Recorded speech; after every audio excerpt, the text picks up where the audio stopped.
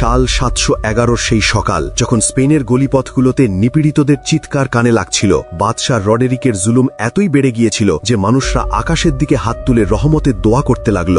একদিন সেই মুমিনদের দোয়া আকাশ ফেটে ফেলল এবং আফ্রিকার সমুদ্র তীর থেকে উঠে এলো এক বীর। তার নাম ছিল তারিক বিন জিয়াদ। লক্ষ্য ছিল স্পেন জয় করা এবং স্পেন জুড়ে ইসলামের পতাকা ওড়ানো। কেবল 7000 সৈনিকই আফ্রিকা থেকে স্পেনের তটভূমিতে পৌঁছল। তখন তারিক বিন জিয়াদ আদেশ দিলেন, সব নৌযান জ্বালিয়ে দাও। সৈনিকরা হতবাক হয়ে বলল, ওহে সর্দার, আমরা যদি পরাজিত হই তাহলে ফিরে যাব কিভাবে? তারিক গর্জে উঠল, আমি ফিরে যাওয়ার পথ বন্ধ করে দিলাম। হয় আজ জয়ের পতাকা তোলা হবে, না হয় আমরা এখানেই দফন হয়ে যাব।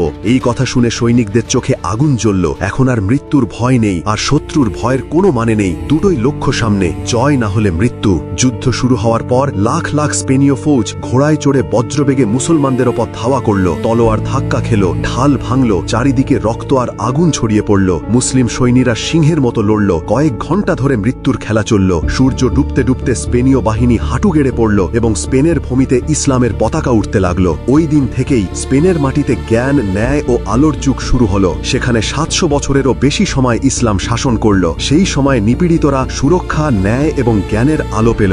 সুবহানাল্লাহ। ভিডিওটি যদি পছন্দ হয়ে থাকে তবে লাইক ও সাবস্ক্রাইব করতে ভুলবেন না।